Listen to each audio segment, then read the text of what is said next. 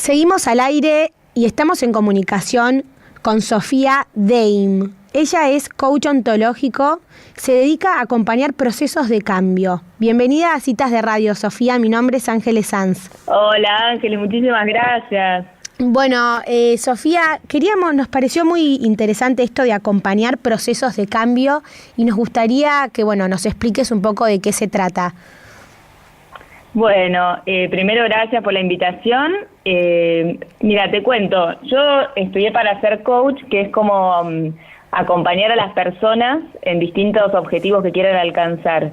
Y muchos de ellos son los de cambiar algo, puede ser querer bajar de peso, puede ser querer mejorar un vínculo con alguien. Son distintos cambios que uno naturalmente se resiste a hacer porque cuestan sacrificio. Y mi objetivo es un poco acompañarlos en su proceso. Perfecto. Algo que anunciamos al principio cuando le contamos a la gente que ibas a estar con nosotros es que de alguna manera vos te especializás con esto de el tema de dietas por ahí o de personas que quieren encontrar su peso en el que se sienten mejor. ¿Qué te llevó a vos a por ahí de alguna forma especializarte en esta área? Sí, es un área que realmente me apasiona, me parece que es difícil, entonces siempre está bueno que alguien te acompañe en ese proceso.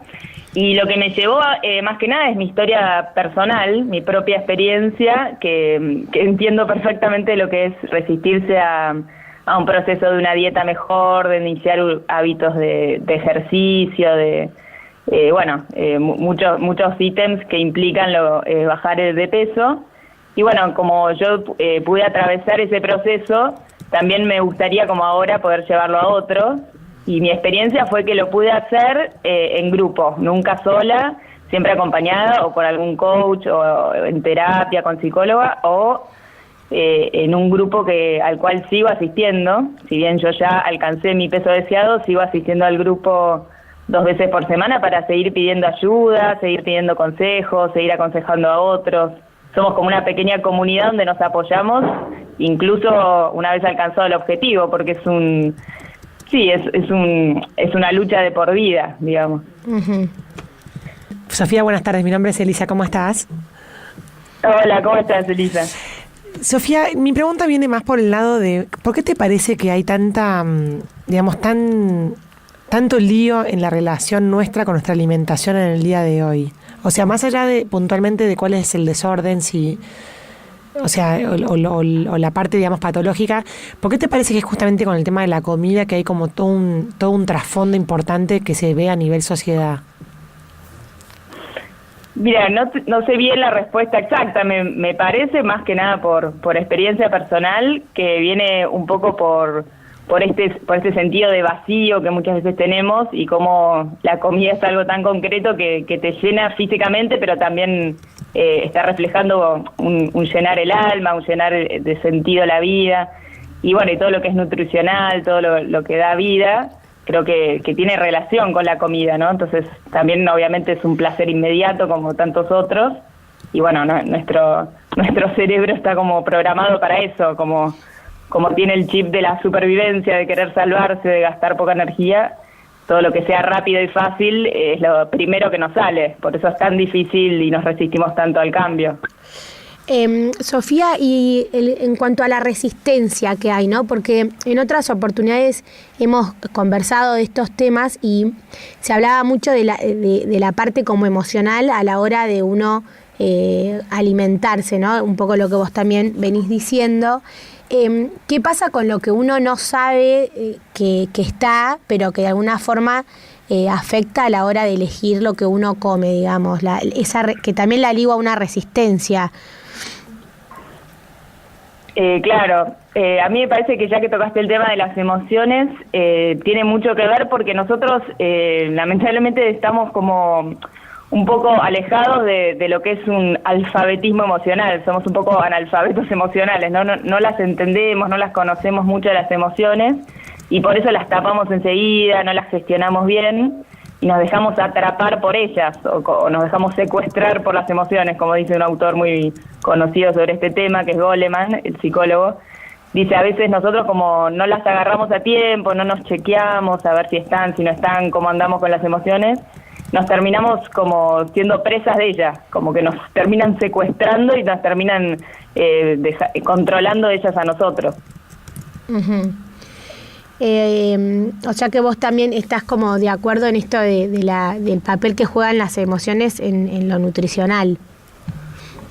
Totalmente, yo creo que el problema muchas veces del sobrepeso es un tema afectivo emocional, ¿no? Como que a veces se dice como que el gordo es un flaco afectivo, ¿no? Como alguien que le ha faltado cariño, entonces lo sustituye por ese lado, y que no sabe relacionarse del todo con sus emociones, porque no las registra, porque capaz nadie nos enseñó, recién ahora se está empezando a hablar del tema de la educación emocional, incluso en las escuelas, pero es un tema relativamente nuevo.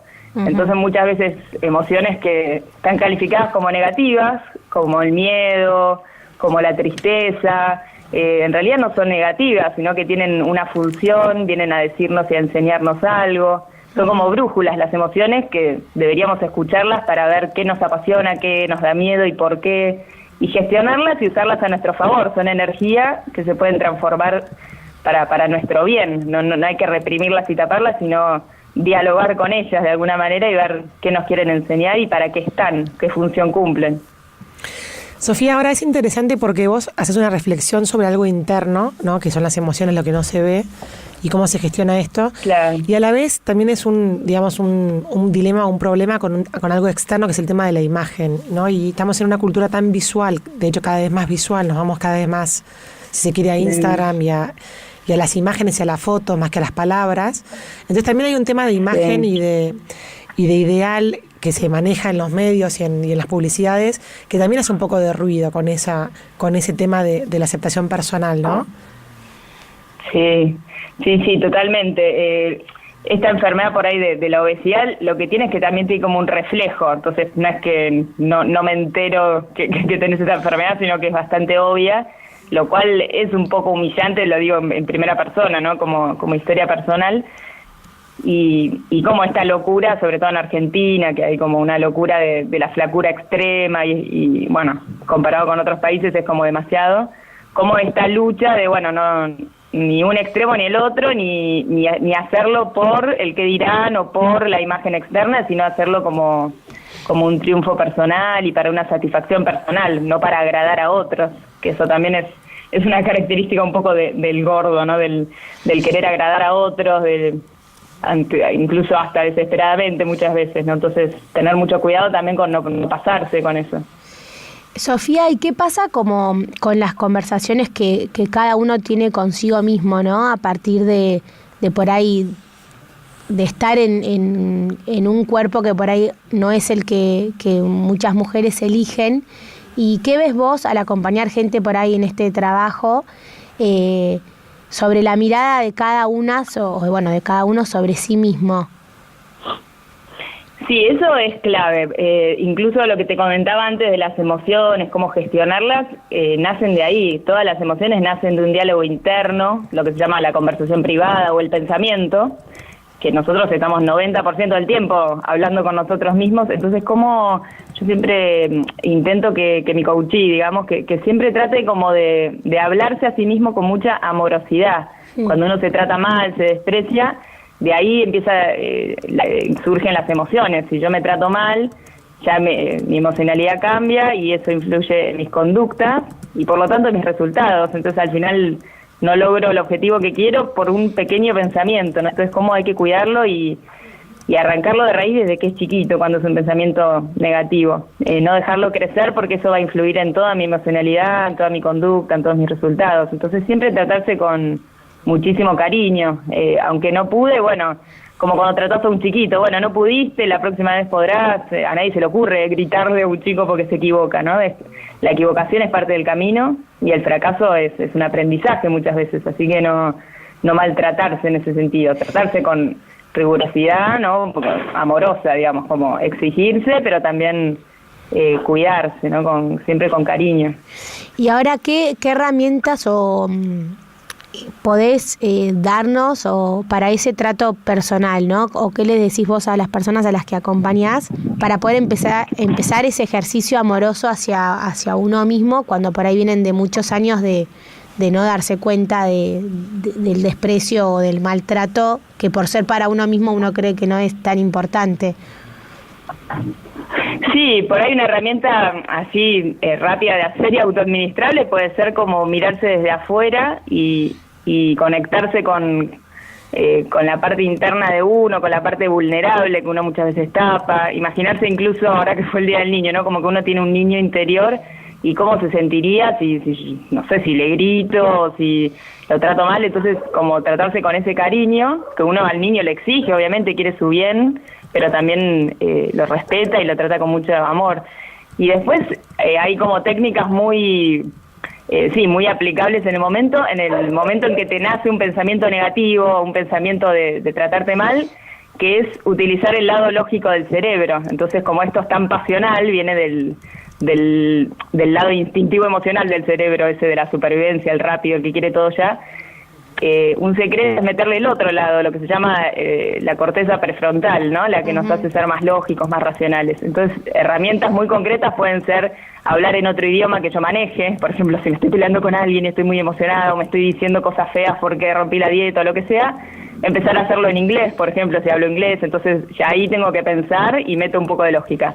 O repetir las tablas de multiplicar, o repetir las capitales del mundo, o contar de 1000 hacia 0 para abajo, algo que tengas que meter un poco de lógica, y no podemos pensar en dos cosas al mismo tiempo. Entonces, si pensás en eso, ya no puedes estar pensando en qué mal, que tras la dieta, y uno se da máquina, y eso hace que la emoción, que duraba 90 segundos, empieza a durar y a durar y a durar, y se pueda llegar a instalar y a hacer un estado emocional, lo cual ya pasa a ser más patológico. Entonces, cortar el pensamiento cuando es chiquito, de raíz.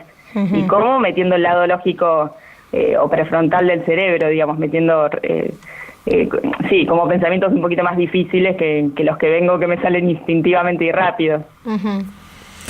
Sofía, ¿qué te parece la película de Netflix, esa que trata sobre el tema de la anorexia, llamada Hasta los huesos?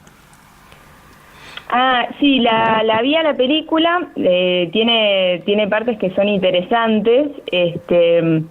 Por ejemplo, cuando el psicólogo que la trata a ella le dice que ella en realidad lo que hace no comiendo es como que no se está haciendo cargo, ¿no? de lo que quiere conseguir o de lo que le pasó.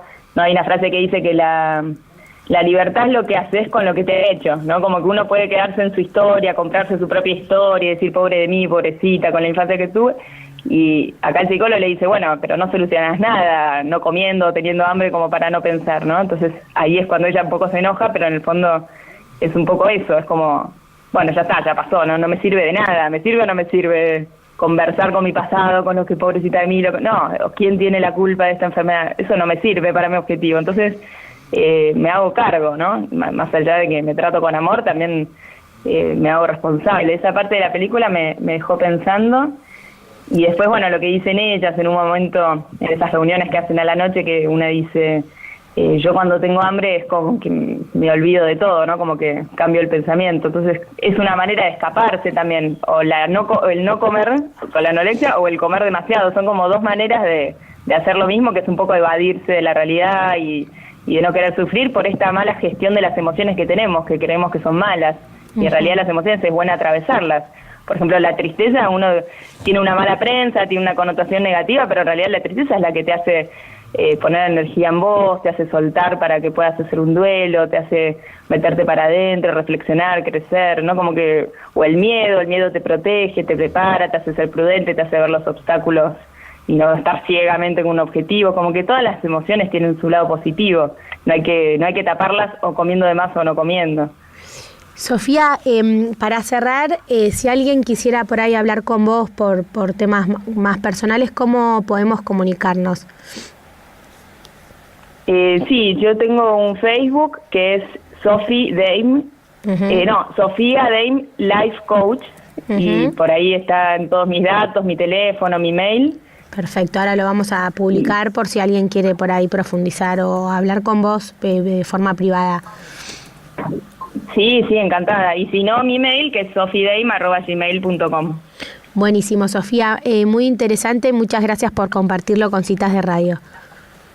Bueno, por favor, muchísimas gracias a ustedes por la invitación y la felicito por el programa. Gracias. Gracias. Adiós. Así pasó Sofía Deim, coach ontológico, para hablarnos de su proceso de cambio y cómo ayuda a otras personas también a transitar el cambio.